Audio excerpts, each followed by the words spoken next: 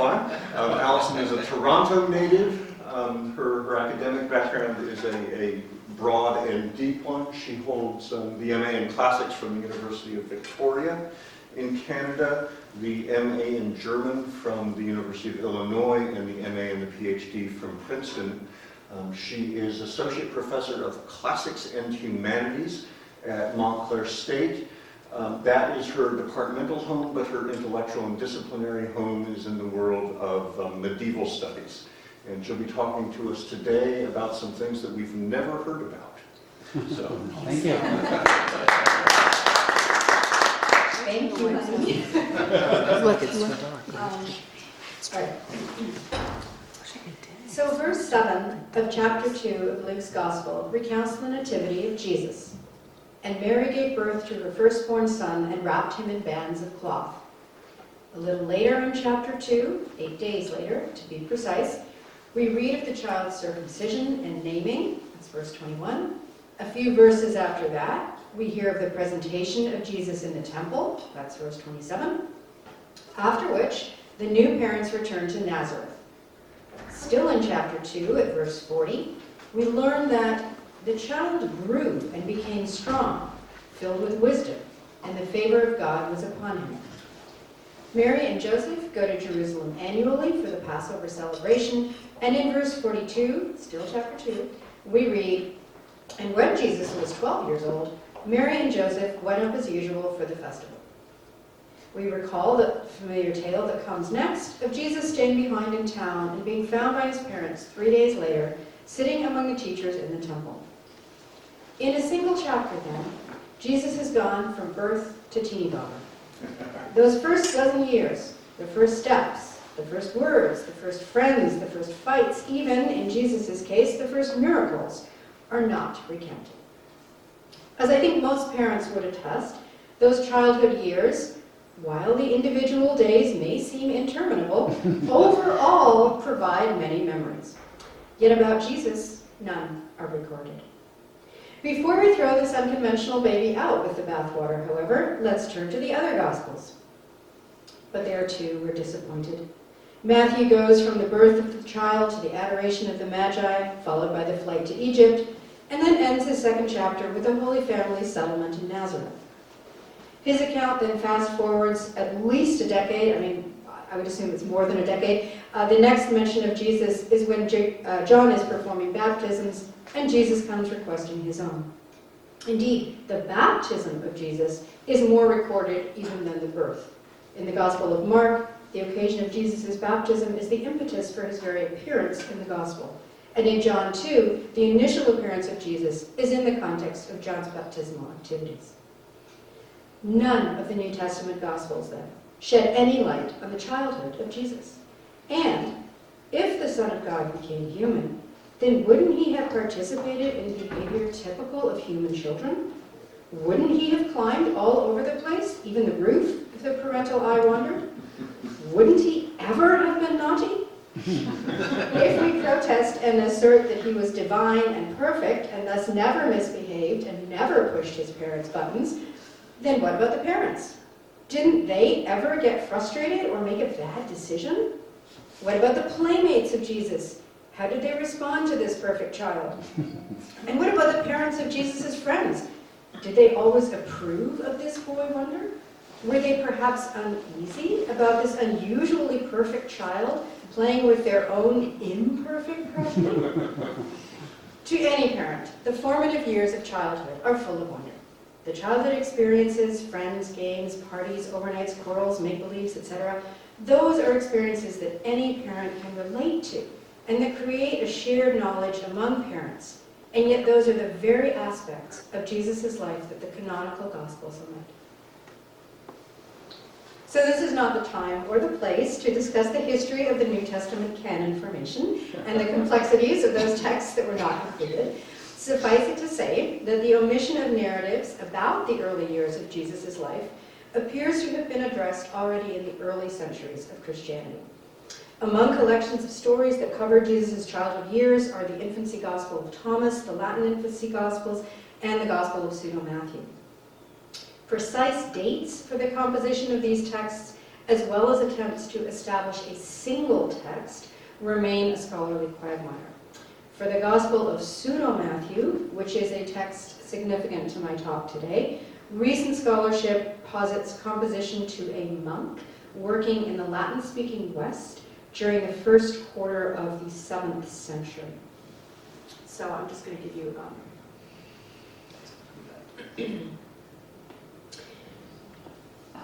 in their This Gospel of Pseudo-Matthew, itself thought to be an adaptation of a Latin version of the so-called Proto-Gospel of James, which was originally in Greek, enjoyed significant transmission throughout the Middle Ages. I think the latest count of manuscripts is 187. And the manuscripts, the oldest manuscripts are 9th century, okay? So there's always a lag between the composition date and the actual material evidence we have. In their introduction to their recent translation of the Gospel of Pseudo-Matthew, Ehrman and Plese note that sections of this Gospel appeared in print in the mid-15th century already, so it was very popular. It was one of the first religious texts to be printed. More to my point today, the Gospel of Pseudo-Matthew was clearly known among medieval German-speaking authors because it is a main source for a 12th century German language text simply called the Kindheit Jesu, the childhood of Jesus. And this is by an Austrian called Konrad of Frühsesbrück. This German childhood of Jesus, in turn, was adapted and incorporated into a text called the Klosterneuburger Evangelium. I'll tell you a bit more about that text in a minute, but in the interest of getting to some pictures, let me introduce a manuscript that is now held by the City Library of Schaffhausen in Switzerland under the call number Schaffhausen Stadtbibliothek Generalia 8. In scholarship, the manuscript is simply called S, so that's what I'm going to call it. A lot easier. It's a highly unusual manuscript, in part because of its pictorial program. So it's made of parchment, so dead calves, and it measures 38 by 27.5 centimeters, so it's fairly large.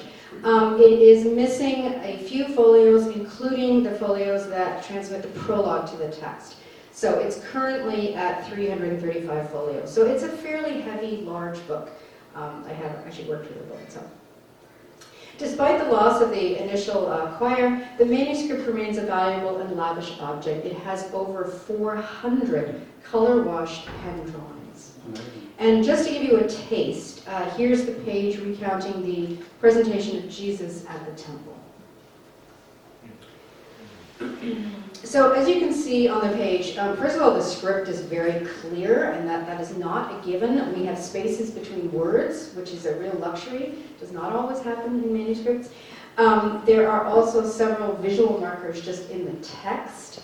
You see that you get rubrication, so you get the red script, and it tends to mark particularly important parts of the text. So, for example, here you can see the Evangelium Lucum, right? Where is it? Up here you can see PS Psalm. So any reference to the Bible would be rubricated. It also will rubricate when you are shifting from here. I think it's this one here, glossa. I can't see from here, but when you're shifting from biblical text to interpretation or explanation, glossa, you also get this rubrication. And you also frequently get a little C for caput, just to sort of mark this is a new section.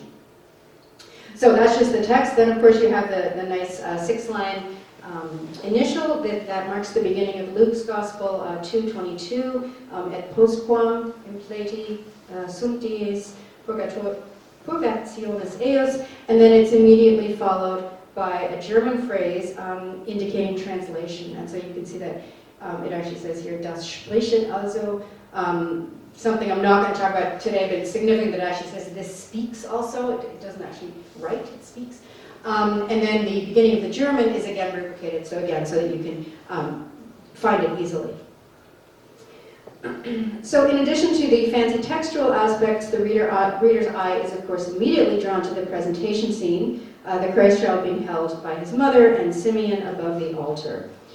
If you look really carefully, you will notice that the manuscript was trimmed at some point, just along the edge of the Virgin's dress there. It certainly wouldn't have been done like that. We don't know a lot about the provenance or the history of this manuscript. We do know that it was produced in Austria. The text is Austro-Bavarian. We know that it was produced around 1340. It is the earliest surviving manuscript of this Evangelienwerk text. The last thing we know for sure is that we know that on January 20th, 1562, a city councillor of Vienna called Valentin Renner purchased the manuscript in a dismantled state. So it had been taken apart by somebody from a traveling book dealer. And we know this because on the very last page of the manuscript, you can see the writing changes, obviously, and Valentin Renner has actually written down his purchase of the manuscript. So, the Klosterneuburger Evangelienwerk, which translates to the Klosterneuburg Gospel Work, is a work sui generis, named after the location of the only two complete manuscripts, which is the Augustinian Foundations Library in Klosterneuburg, just outside Vienna. The Gospel Work is essentially a prose translation of, a German translation of the New Testament Gospels, of Acts 1 to 5, and the Gospel of Nicodemus. The Gospels are harmonized and divided into pericopes, which are then presented in the order of Jesus' life. All the pericopes begin with Latin incipits, as you just saw with the presentation. They are then translated into German, and then the rest of the pericope is in German only. Following the pericopes come German glosses, and the glosses range significantly in their content. Sometimes they simply explain unfamiliar terms. At other times, they provide extensive narrative material taken from the legends. So one of the sources that the Evangelion work uses quite a lot is the mid-13th century Golden Legend of Jacob of Aragini, the Genoese archbishop, and also other apocryphal material. So there's a lot of stuff that gets used for the glosses. It's in the glosses that we find the stories of Jesus' childhood. And what is really unusual about manuscript S is that this manuscript spends significant space on illustrating those non-canonical aspects. Like I said, the Evangelienwerk itself is thought to have been completed by 1330, okay, so 10 years before this manuscript. It's very well transmitted. We've got at least 24 manuscripts, and the text is fairly stable, which cannot be said for the pictorial programs. So there were three manuscripts, just to give you a little bit more background, there were three manuscripts that were very lavishly illustrated. The first one, S, I've already mentioned, is the oldest. There is a manuscript called N, probably around 1400. So, it is no longer extant, although a few folios, oddly enough, have ended up in American libraries. So if you go to Boston, you can see NYSA, and if you go to the University of Louisville in Kentucky, you can see a couple of folios. But in general, the bulk of the manuscript is gone.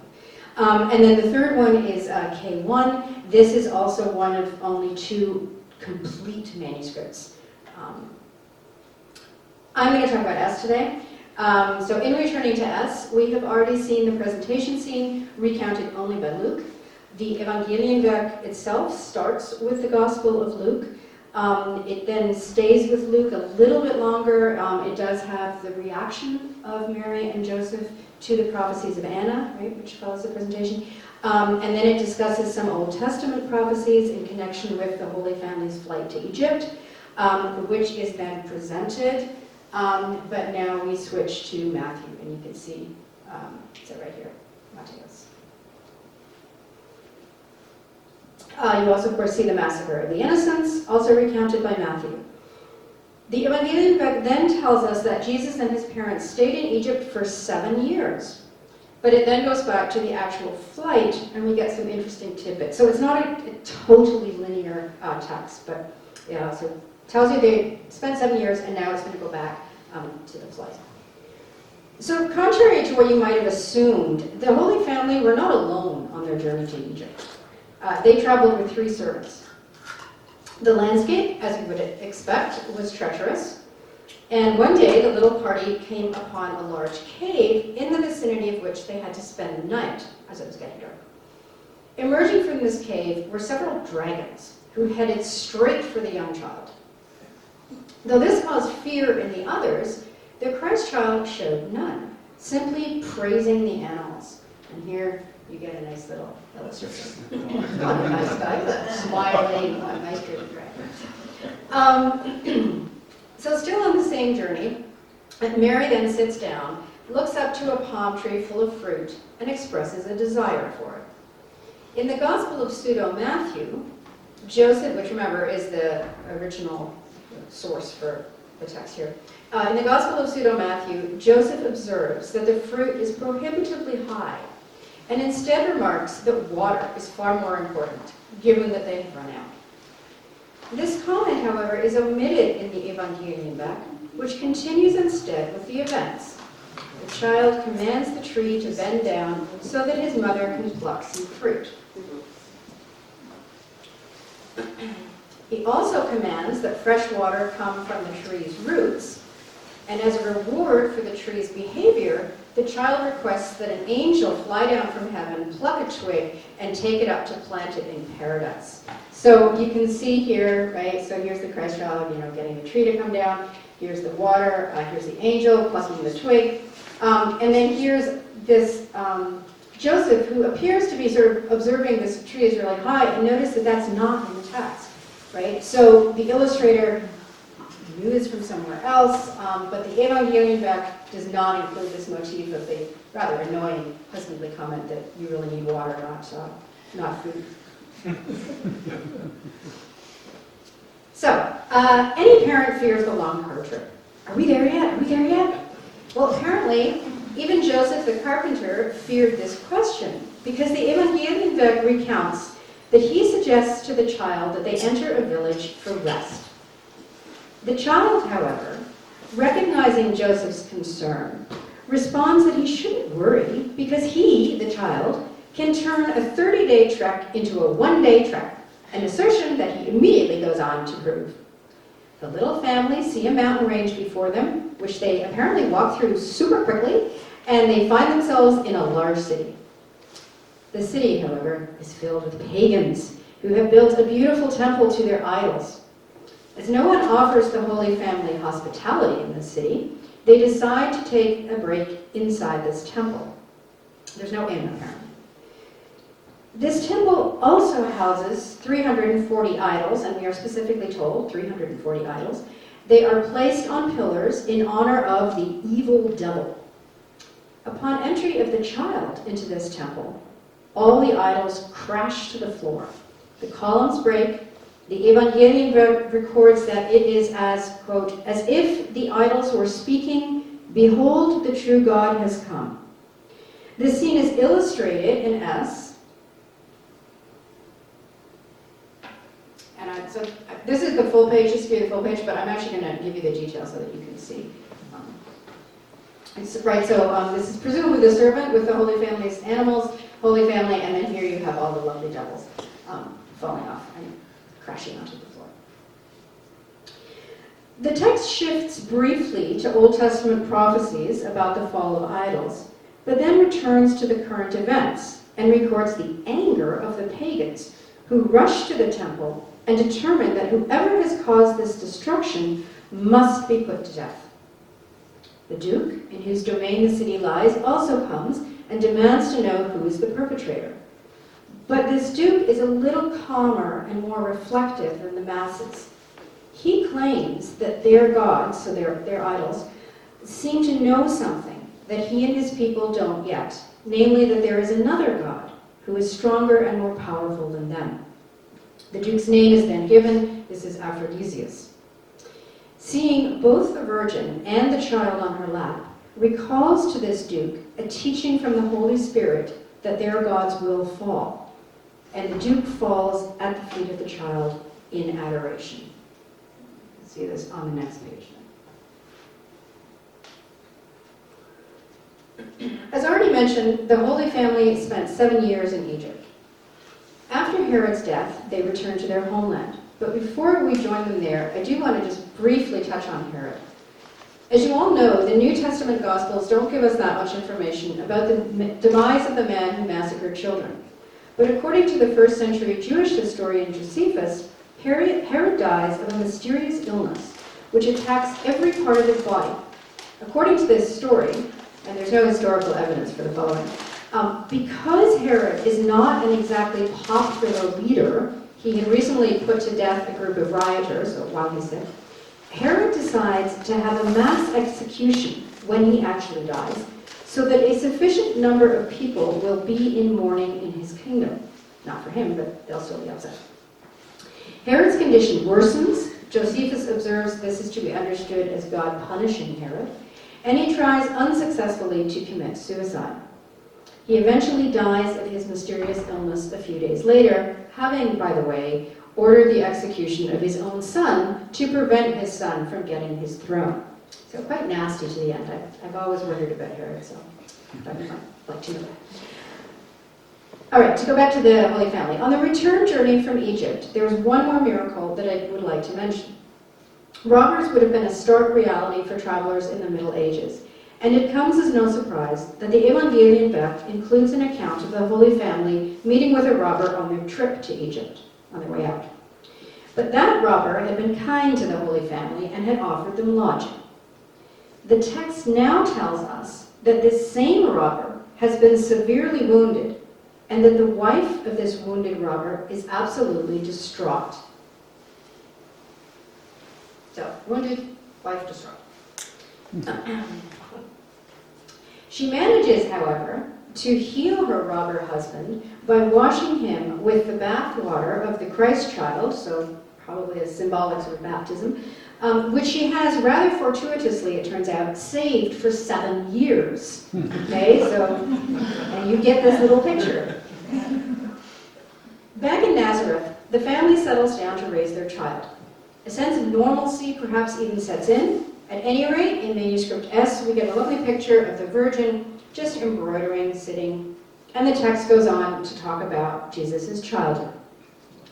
Joseph goes back to his carpentry business, which becomes the location of the first miracle back home. Having accepted a commission to build something or other, the text doesn't tell us what, Joseph instructs his apprentice to prepare the required wood to a certain length. Confident at first, the lad soon makes mistakes and realizes that he has ruined the wood by cutting it too short. Not to worry, the Christ child appears on the next page and assures the apprentice that it is quite possible, indeed quite normal, to stretch out wood again, which the two of them proceed to do. This is on the next page, and I love the little, the little measuring stick here that Christ child is going to help with. And by the way, in this story, the Evangelion Beck specifically tells us that the reader is supposed to see evidence of Jesus' virtue and his human childhood. I'm not really sure how human it is to be able to stretch out wood, but that's what the text says. Next, the Christ child wants to take his mother some water in a jug, as his friends are doing. Peer pressure, even on the Christ child. But his jug breaks.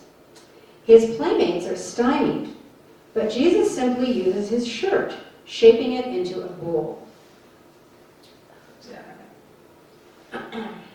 Very impressed, the playmates go ahead and deliberately destroy their own jugs in order to mimic Jesus' carrying device. But in their case, they end up with soaking wet shirts, which no matter how much water they pour in, do not stay watertight. Jesus, recognizing that the children fear him enough, and this is an interesting reason, establishing that awe, right, that God demands in the Old Testament, is introducing it here. So it's an interesting reason establishing that the awe demanded by God is also to be held before his son.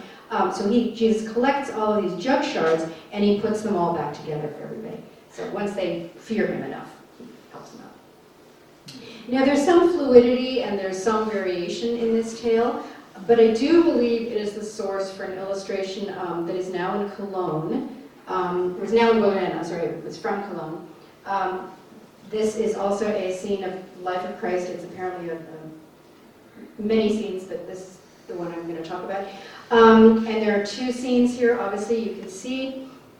On the left, we see a Jewish child. Notice the hat, right? This is obviously a marker of a Jewish child. So we see a Jewish child playing with marbles or something similar. Then we have the Christ child who seems to be directing, if you look at his hand here, he seems to be sort of directing the spinning of these tops. And we have the second Jewish child, and I'm not quite sure whether this is supposed to be a wand that this child is holding.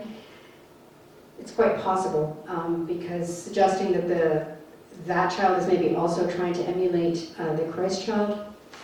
Of course, the Christ child's powers are divine, not magic. But at any rate, the scene I want to focus on is the second scene, where you have the two children before the broken jugs, and they're clearly trying, so the broken jugs here, right, they're clearly trying to perform the same miracle of reassembly that Jesus had already performed. The one on the left, you can see sort of raising his hands in supplication. This one is sort of, praying with his head bowed. And then you have Jesus who, sort of seems to be almost just looking up to Dad, sort of waving like, hey, I need some help here. So clearly this is a very popular story because it's illustrated quite often. This particular story showed us that Jesus' powers were admired by his friends and that he was perhaps a bit of a leader as a kid. Though the friends failed in their imitation of him, the Christ child helped them out, and no one endured real suffering. A couple of paragraphs later, however, we see a less pleasant side to these friends. Together with Jesus, they have found a high mill house and decided to climb on the roof. One of the children appears to forget his location and falls off to an instant death. Shock and lamentation follow, and the inevitable question of who pushed him. Deciding on Joseph's son as the likely shover, the children band together, and there really is no better way to describe this, they gang up on Jesus. Despite Jesus' denial, the children refuse to believe in his innocence. Therefore, Jesus goes to the dead child and demands of him, now speak and tell the truth. Did I push you? No, Lord, the dead child answers. My friends are your enemies in vain and don't know who you are. Jesus responds, because you have admitted my innocence, rise up and live as before, for I would unwillingly do you harm. I mentioned at the beginning that we might wonder how the parents of the friends of Jesus react to this Wunderkind. And for this, we have to leave the Evangelienwerk for a moment and turn instead to an old French infancy text, the Évangile de l'Enfance. This text appears also to have been based on a Latin infancy gospel. At any rate, it influences Middle English and Anglo-Norman texts. The so-called Holcomb Picture Bible, a partial presentation of the Bible, includes one tale of particular interest that has its source in this old French infancy text.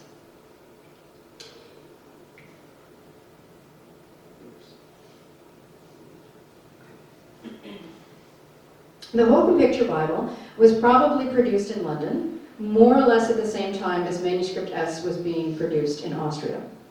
Like S, its current moniker, Holcomb, refers to one of its locations until actually the mid-20th century. It belonged to the earls living in Holcomb Hall in Norfolk. The pictures dominate the pages, so a little bit different in layout to S, which also contain texts in Anglo-Norman French and sometimes in Middle English.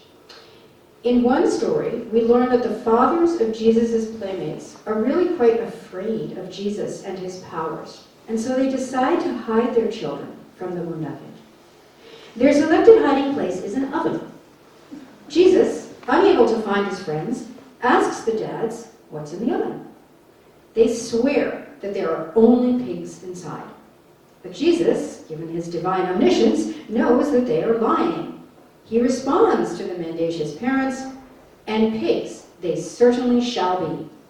When the parents go to release their children, they find their offspring have indeed turned into swine. And so you can see pushing the kid in there, right? And then whoops, here they come, all piggy. So this Hansel and Gretel meet Circe episode is illustrated here. It's not in the Evangelienwerk, but I love the story. In returning to the Klosternorburger Evangelienwerk, we can find even more stories of Jesus' childhood friends. But I want to turn to another topic so important to childhood, namely entry into school. According to our text, the Jewish schoolmaster, whose name was Zacharias, approaches Joseph to ask why he, a wise person in Zacharias' estimation, and that in and of itself is a somewhat humorous description for Joseph. He's generally in medieval paintings depicted as very old, very sleepy, sort of confused, befuddled, not really quite sure about the origin of his wife's son, right? So he's really not somebody that you would describe as wise, but Zacharias says, you're a wise person. And he asks Joseph, why have you permitted your son to dabble in magic? According to Zacharias, it is high time that Jesus be sent to school to learn, among other things, the laws of Scripture, and also to learn to always have God before his eyes. Joseph agrees to have Zacharias teach Jesus, who then takes the child to school. But when Zacharias puts a book in front of Jesus and orders him to repeat after him, Jesus challenges him and demands that he interpret and explain the text.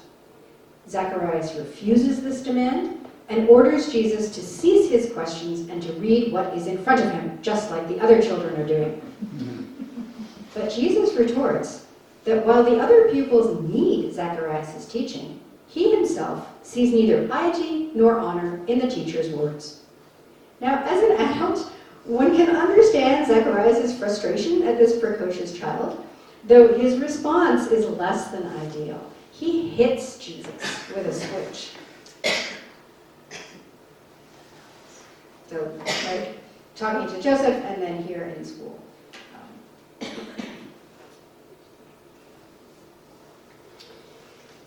Jesus then shows that he knows the letters being taught, so he responds to this and he sort of explains what they mean, a fact which makes Zacharias very uneasy and causes him to identify the child's wisdom as inhuman. He returns to the notion of Jesus having magical power and he dismisses Jesus from school. This scene of Zacharias reprimanding the child in school is one of the illustrations that we know was also in manuscript N, which I mentioned earlier.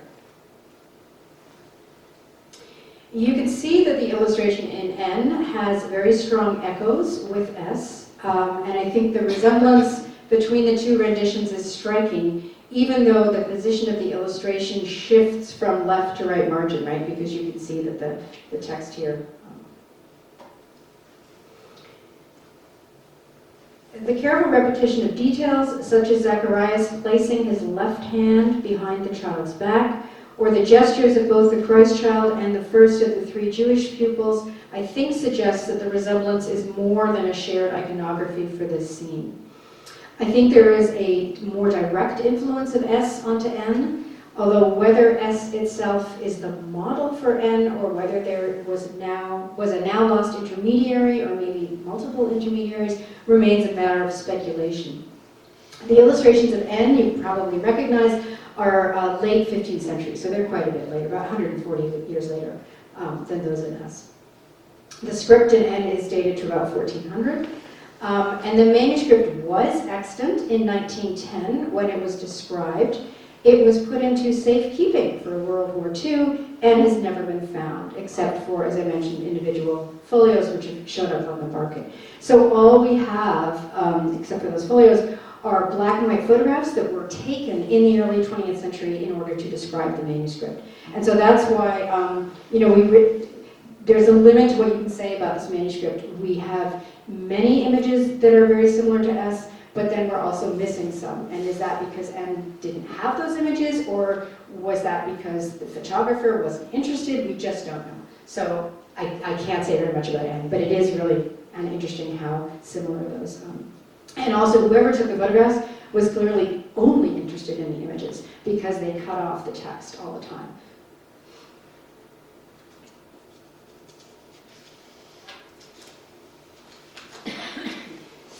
Shortly after the story of Jesus' expulsion from school, the Evangelium returns to the canonical gospel for a while. Specifically, it picks up with Luke chapter 2, verse 41, with Mary and Joseph's annual trip to Jerusalem for Passover and Jesus' subsequent teaching in the temple. So in S, you see that teaching illustrated. So just to go back to S.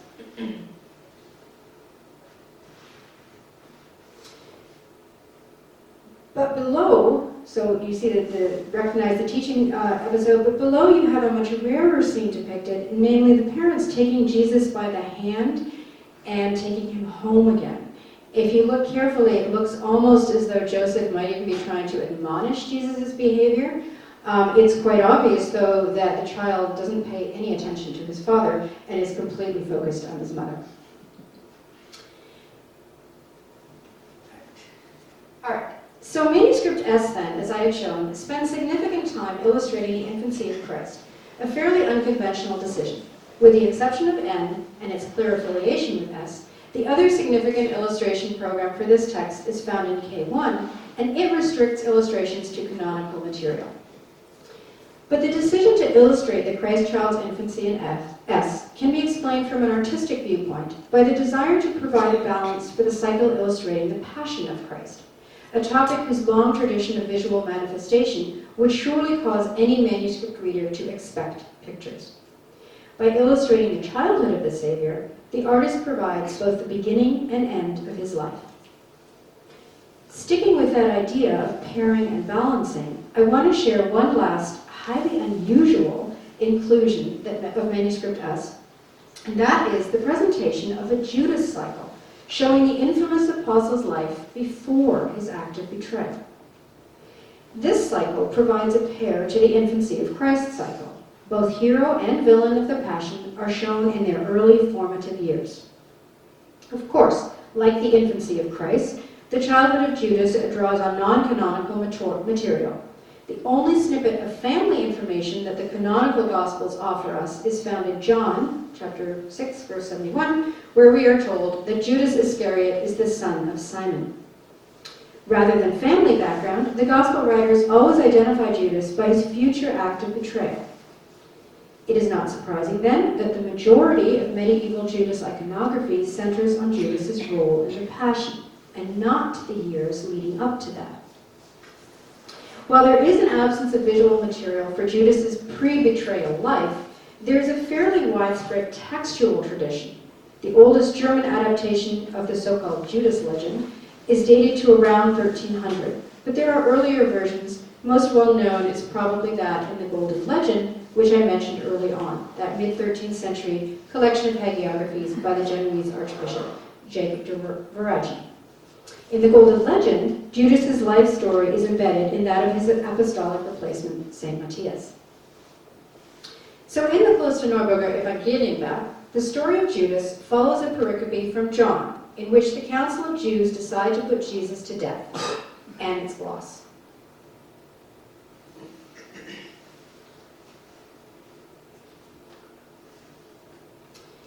The legend is introduced with a rubric in German of Judas's family and of his birth and of his life and how he was God's disciple. So nothing bad.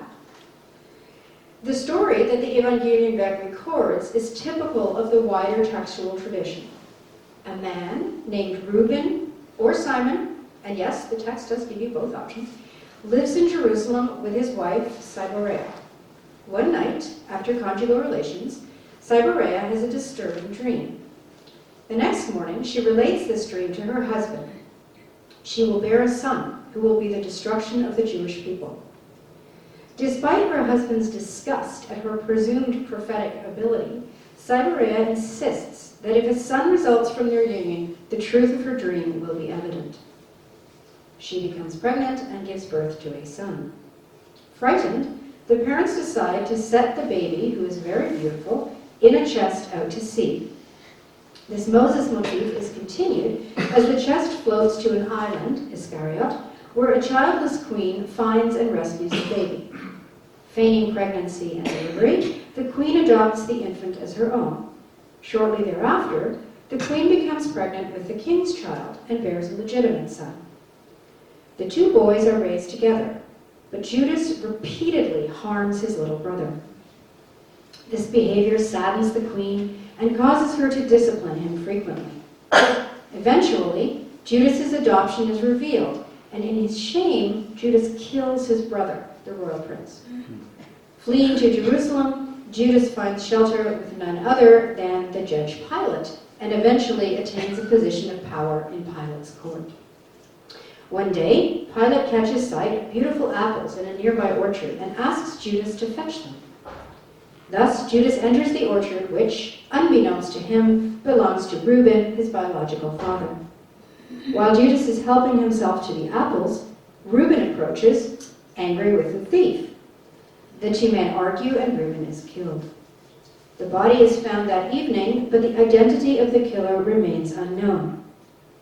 Pilate gives all of Reuben's possessions to Judas and forces Reuben's widow to take Judas as husband. Sometime after the marriage, Cyborea, now Judas's wife, sighs and laments her life. In answer to Judas's questions about the cause of her sadness, Cyborea reveals that she had placed her only child in the sea and found her husband dead in the orchard, and then Pilate gave her to another. Judas questions her closely about her child and tells her about his life. Recognizing his eatable misdeed and prompted to remorse by his mother-wife, Judas follows her advice and goes to Christ to seek forgiveness. So it was her idea that he become a disciple. Christ accepts Judas and makes him one of the apostles, loving him so much that he entrusts Judas with the gifts that he receives, a position Judas uses to become an embezzler. The Evangelienwerk includes the information that some sources claim that Judas had special permission and received a tenth of each gift. When Mary Magdalene used ointment to wash Christ's feet, that ointment would have fetched 300 coins had it been sold, and Judas would have received 30. This is why Judas sold Christ for 30 coins. Now you know. At this point, the story of Judas ends. A brief discussion of the history of these 30 coins is given, and then comes the rubric for the Old Testament prophecies of Zechariah, chapter 11, verse 12, with its gloss because it's talking about the payment of 30 pieces of silver. This, then, is the story of Judas's childhood. So let's turn to manuscript S's pictorial depictions. These begin, as you can see here, on folio 223, and just give you an image of the detail there. This is the couple, presumably Judas's biological parents, placed close together. The female is displaying a typical medieval gesture of speaking, right, the hand gesture. The male, I think you could perhaps agree that he emits a somewhat skeptical response, right? His head is slightly cocked, his hands are on the hips, so a little bit skeptical to what she's saying. Turning the page, we are presented with several episodes. So that's the full page. I'm going to actually show you the individual. So they go down the left margin and along the bottom. So the first one, obviously, is the couple in bed, and then Saber alone in bed, presumably having this dream. We then get the setting out of the baby, and just to sort of show you here, notice the features of the baby, right? This is a very beautiful child, and the artist clearly wanted you to recognize that. Red hair, of course, right? The way to market you is with red hair. So there they are setting him out, and then go a little bit further down, and you see the man pulling him in, and the queen, it seems to be, again, possibly speaking, right? Because she's gesturing with her hand, she's sort of pointing. And then you have this scene of the queen in childbed with presumably a midwife or a nurse sort of crouching, and this child. On the facing folio then, again, just to give you an oversight, but then we'll go through the individuals. So you start out with the Judas fighting with his foster brother. Then you have mom stepping in and disciplining Judas with a great joy. That's one of my favorites. It's cute. And then, of course, you have Judas killing his brother. Along the bottom, you have then Judas with Pilate, and Pilate sort of saying, "I'd like the apples." You have Judas then in the tree, and then you have Reuben, of course, about to throw a stone at the thief, not knowing that it's his son. And then we have Judas striking his father. the last image on this scene, there you go, is Judas at a gate, seems to be talking to Pilate. So, turning the folio then, we come to the very last picture in the Judas cycle, the union of Judas and Cyborea in the presence of several witnesses. So in the interest of time today, I'm not going to discuss the relationship between the pictures and the text on these folios in detail, but as I'm sure you all noticed one particular detail, I do want to address it.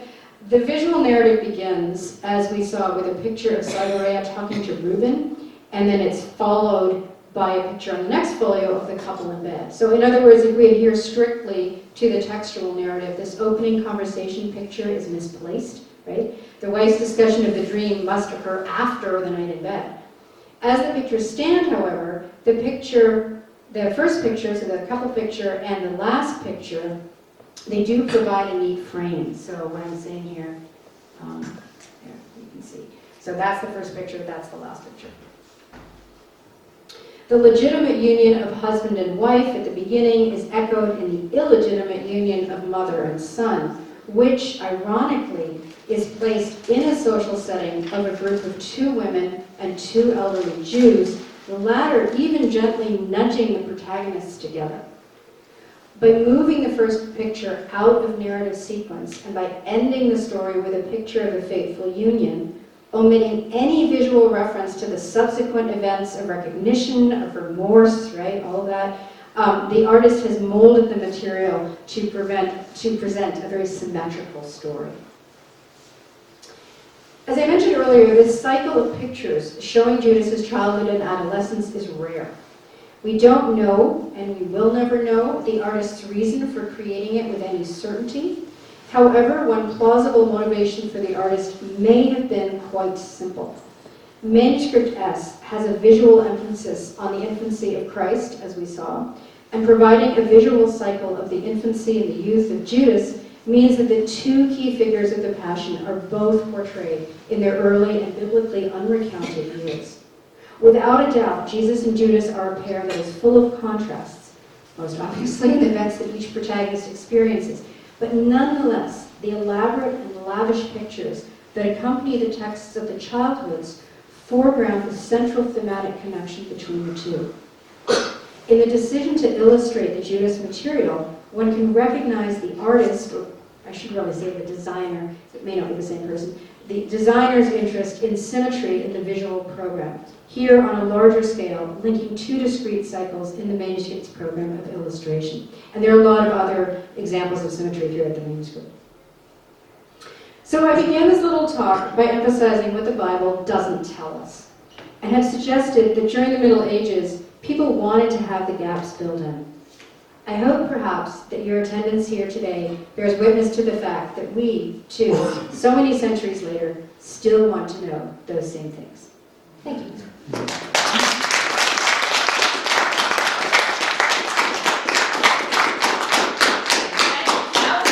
I have so many more things to tell my Learning Center kids now.